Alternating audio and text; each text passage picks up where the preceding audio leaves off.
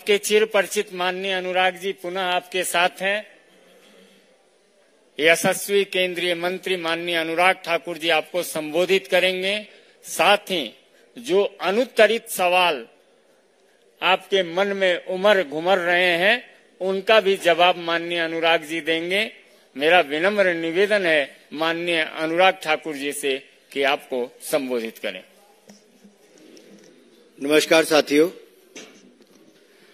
स्वच्छता की राजनीति की बात करते करते आज शराब घोटाले में इतना दलदल में फंस चुके आम आदमी पार्टी की शराब से बात करें तो एक राज्य से दूसरे राज्य तक जाती है। जहां एक और शराब घोटाले में कट्टर बेईमान मनीष सिसोदिया जी, उप मुख्यमंत्री दिल्ली, सांसद संजय सिंह जी और ऐसे उनके अनेक वरिष्ठ नेता और कार्यकर्ता और कई दलाल जेल में है। वहीं मुख्यमंत्री और कट्टर बेईमान अरविंद केजरीवाल, वो भी ईडी की गिरफ्त में है। और ये सब शराब घोटाले के लिए जो कल तक क्लीन चिट बाकियों को देते थे, ईमानदारी की चिट देते थे, आज वो स्वयं, मैं तब भी कहता था, इसी मन से मैंने कहा था कि अभी तो मनीष सिसोदिया गए हैं, किंग पिन बाहर है। और मैंने कहा था किंग पिन का नंबर भी आएगा और कल किंग पिन का नंबर आया। लेकिन इससे बड़ा दुर्भाग्य देखिए, जो कल तक नैतिकता की बात करते थे आज वो कहते हैं कि मैं जेल से सरकार चलाऊंगा। अरे चारा खाने वालों ने भी पहले इस्तीफा दे दिया था, शराब वालों ने अभी तक भी इस्तीफा देने से मुकर रहे हैं। और एक दुर्घटना और घट गई। इनका दूसरा राज्य पंजाब, जहां ये सत्ता में इसलिए आए थे कि हम नशे के खिलाफ अभियान चलाएंगे। मुख्यमंत्री 4 महीने में अपनी ही लोकसभा की सीट उपचुनाव में हार गए थे। पिछले कल जो वहां पर घटा है, 20 से ज्यादा लोगों की जान चले गई शराब, नकली शराब के चलते। पूरे पंजाब की क्या हालत होगी अगर मुख्यमंत्री के अपने जिले में हालत है। शराब आम आदमी पार्टी को कहां तक ले डूबेगी और शराब से इनको क्या क्या फायदा मिला है। शराब के व्यापारियों से, चाहे वो ठेके वाले हो या नकली शराब वाले हो, ये आम आदमी पार्टी का इनसे क्या संबंध है। नशे के व्यापारियों से, शराब के व्यापारियों से, लोगों की जान लेने वाले और राज्य के लोगों को हर मोहल्ले में ठेका खोलने वाले, इनके साथ इस भ्रष्ट आम आदमी पार्टी का क्या रिश्ता है, ये रिश्ता क्या कहलाता है। और मैं एक बात यहां पर और कहना चाहता हूं, अरविंद केजरीवाल जी के पुराने जितने वीडियो निकालोगे, वो तब तो कहते थे कि कांग्रेस वालों को हाथ नहीं मिलाऊंगा, अब हाथ भी मिलाया, गले भी लगाया है। उस समय कहते थे कांग्रेस की अध्यक्षा सोनिया गांधी जी को गिरफ्तार कर लो, 2 दिन इंटेरोगेट कर लो, सच बाहर आ जाएगा। आज मेरा सवाल कांग्रेस से भी साथ में है कि कल तक तो आप सवाल खड़ा करते थे, आज वो कौन कौन से बिल में कौन कौन से कांग्रेसी छिपे, जरा बाहर आके भाई बोलो तो सही। ऐसी कौन सी मजबूरी है कि अरविंद केजरीवाल के खिलाफ बोलना या उसके सवाल खड़ा करना नहीं जरूरी है। आपने जो कंप्लेंट की थी उसी पे तो देखिए क्या हुआ है। आप क्यों नहीं ऑन करते इसको, क्यों नहीं शाबाशी देते ईडी को और बाकी जांच एजेंसियों को कि एक घोटाले के मुख्य आरोपी को, किंग पिन को और उनके बाकी साथियों को गिरफ्तार किया है। दिल्ली प्रदेश की जनता के साथ जो ठगी हुई, जो लूट हुई, जो धोखा हुआ, जो भ्रष्टाचार हुआ, उस पर कार्रवाई हुई है। क्या कांग्रेस को आज इतना मजबूर और कमजोर हो गई है। कल तक तो अजय माकन जी कहते थे कि हमारा वोट बैंक ये ले गए और इन्होंने भ्रष्टाचार के नाम पे पैसा खर्च इकट्ठा किया और फिर वोट लिया है। आज मैं पूछता हूं, वो झूठ थे अजय माकन जी या आज की कांग्रेस झूठी है? और दूसरा सीधा सवाल मेरा श्रीमान भगवंत मान जी से है।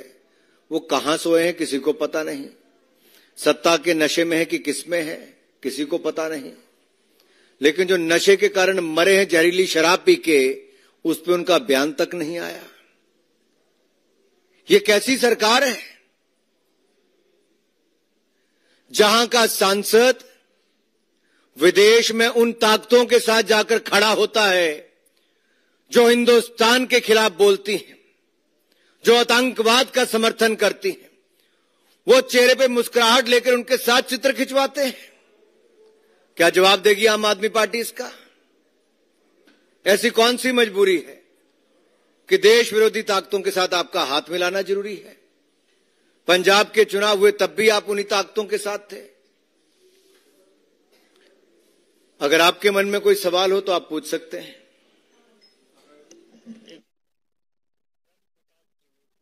जी न्यूज।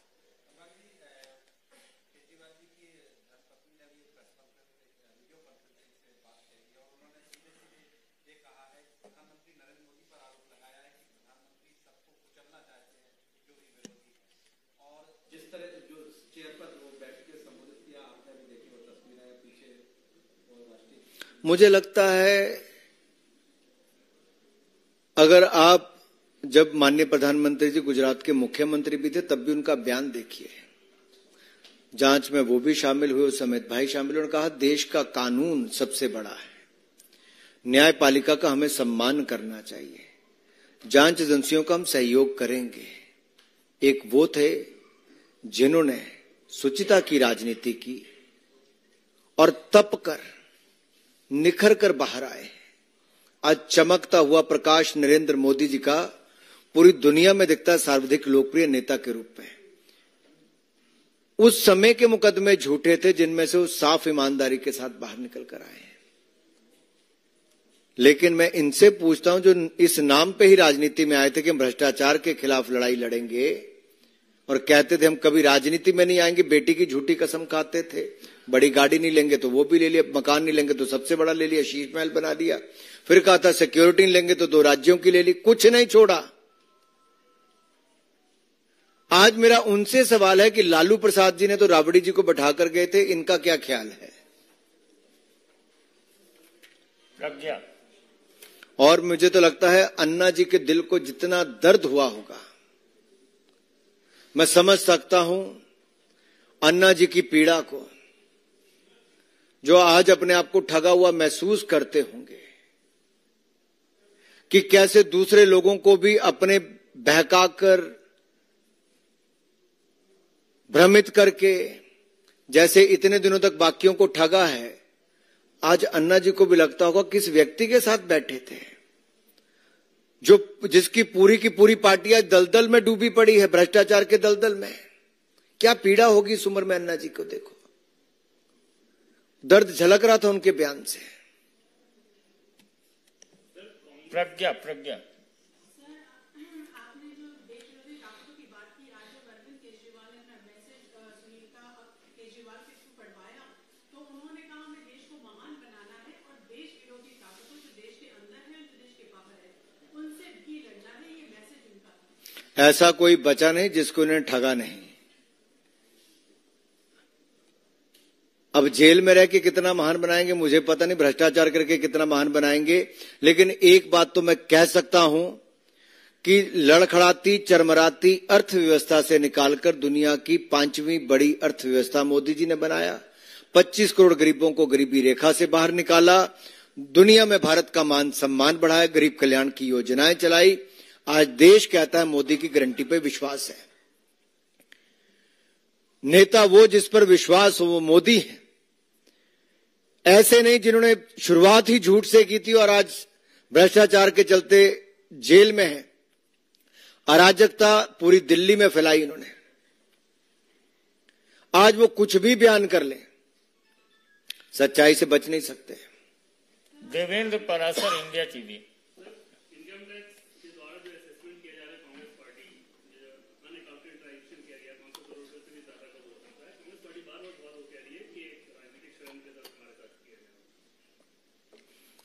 मेरा आपको देवेंद्र जी सिर्फ इतना है, ये मुकदमा कब से है? कितने मौके थे इनको इसका उत्तर देने के, टैक्स देने के। जब इनकी इनकम टैक्स की छूट चलेगी फिर उसके बाद क्या किया इन्होंने इतने दिन? 60 साल सत्ता में रहने वाली कांग्रेस पार्टी का अहंकार और घमंड देखिए कि वो अपने आप को कानून से ऊपर समझते हैं। अरे इनकम टैक्स एक्ट जितना मुझ पर लागू है व्यक्तिगत रूप से, उतने किसी संस्था पर भी लागू है। अगर आपके चैनल पर है तो किसी दूसरे राजनीतिक दल पर भी है। अगर किसी को इनकम टैक्स से छूट है राजनीतिक दलों को, तो उसके मापदंड है कि आपको अपनी रिटर्न फाइल करनी पड़ती है।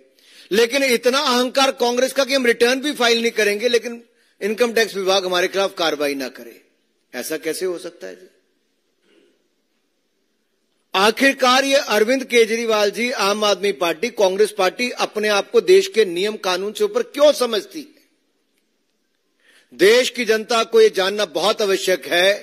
ये वो अहंकारी घमंडी ताकतें हैं जिन्होंने घमंडिया अलायंस, इंडिया अलायंस बनाया, और ये इनके कारनामे दिखाते हैं कि अहंकार, घमंड और भ्रष्टाचार के करके आज इस स्थिति में लोग खड़े हैं। रविकांत राय, टाइम्स नौ भारत। अनुराग जी, एनफोर्समेंट डायरेक्टरेट ने कोर्ट में ये कहा कि जो लिकर पॉलिसी का स्कैम हुआ है उसके मुख्य सरगना दिल्ली के मुख्यमंत्री अरविंद केजरीवाल हैं। लेकिन हमने देखा कि जो इंडिया अलायंस के नेता हैं वो उनके समर्थन में प्रोटेस्ट में जा रहे हैं, उनके घर जा रहे हैं। एक व्यक्ति जिसको एजेंसी कह रही है कि सरगना है, ये लोग उसके समर्थन में जा रहे हैं, क्या चोर चोर मुसेरे भाई, सबने एक दूसरे की पीठ खुजलाई। I scratch your back, you scratch mine, यही चल रहा है। बाकी कौन है? इनमें से अधिकतर लोग तो बेल पर बाहर हैं। चाहे लालू प्रसाद यादव जी हैं, सोनिया गांधी जी हैं, राहुल गांधी जी हैं, इनके अधिकतर नेता बेल पर बाहर हैं, भ्रष्टाचार के मामलों में बेल पर बाहर हैं। और मुझे एक व्यक्ति बताइए जिसने कहा हो कि अरविंद केजरीवाल निर्दोष है, और किसी ने कहा कि शराब घोटाला नहीं हुआ। किसने कहा? अरे यही लोग जो इनके साथ आज चले, कल तक यही कहते थे कि शराब घोटाले पे कार्रवाई हो, 100 करोड़ पे अरविंद केजरीवाल उनकी पार्टी खा गई। आज कौन सी मजबूरी है जी, आप सब इकट्ठे चल रहे हैं? कौन सी मजबूरी है? देश की जनता पूछती है आपसे।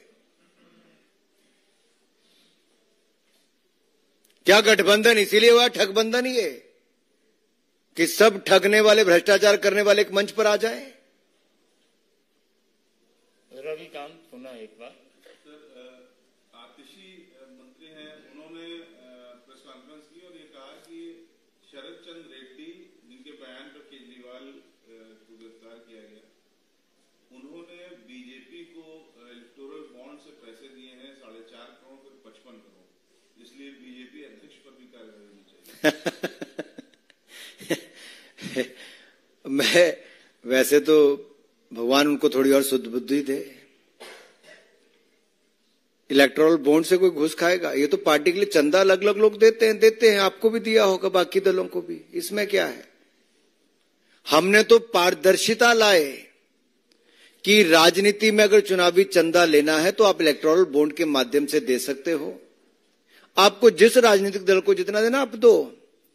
हमारी देश में 303 सीटें तो केवल भारतीय जनता पार्टी की, 18 राज्यों में सरकारें एनडीए की। उसके बावजूद उसके प्रोपोर्शनेट अगर आप चंदा गिनोगे तो बहुत कम है।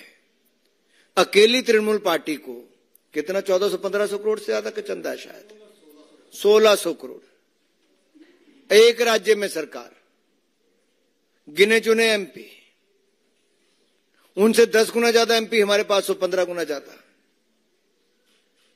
अब कहां की कोई लॉजिक तो हो? ये अपना मजाक उड़ा रहे हैं जी। अब इनको हो गया, वो अंदर गया तो कौन उसका ज्यादा सगा बनेगा तो मैं मुख्यमंत्री बन जाऊंगा। आजकल होड़ लगी है, एक नेता सड़क पे कूदता है, एक प्रेस कॉन्फ्रेंस करता कि मुझे मुख्यमंत्री कोई बनाते। पर उनको क्या पता, भाभी भी आज पर्ची लेकर बाहर आई हैं। हिमांशु, आज तक। पंजाब के अंदर 21 से 21 लोगों की मौत हो गई है जहरीली शराब से। भगवंत मान दिल्ली में है, अभी तक सरकार की तरफ से वहां कोई स्टेटमेंट नहीं है। और संगरूर उत्तर प्रदेश जिला है, कुछ जहरीले लोग शांत हुए तो वहां पर जहरीली शराब की भी काफी बिक्री। अगर आप देखिए पंजाब में नशे के खिलाफ लड़ाई कहते थे आम आदमी पार्टी, और सत्ता के नशे में चूर आज शराब माफिया के ऊपर नकेल नहीं कस पा रहे। मुख्यमंत्री के गृह जिले में अगर 21 लोगों की मृत्यु हो जाती है, मुख्यमंत्री कहां है किसी को पता ही नहीं है। सरकार कौन चला रहा है, ये तो पंजाब वाले पहले कहते दिल्ली से रिमोट कंट्रोल से चलती थी, रिमोट कंट्रोल वाला खुद जेल में है। तो मैं आपको हिमांशु जी क्या जवाब दूं इसका? 21 लोग मर गए पंजाब में, लेकिन पंजाब सरकार संवेदनशील नहीं, आज इसका भी एक सामने पता चलता है। नशे के व्यापारियों को, शराब के व्यापारियों को किस तरह से समर्थन मिलता रहा, आज उसका एक और उदाहरण सामने आया है। दिल्ली से लेकर पंजाब तक शराब की बू और शराब से मरने वाले लोग, शराब के घोटाले होने वाले काम आज देश में चर्चा का विषय बना है। और शराब के घोटाले में एक सांसद, एक उप मुख्यमंत्री और एक मुख्यमंत्री आज गिरफ्त में है।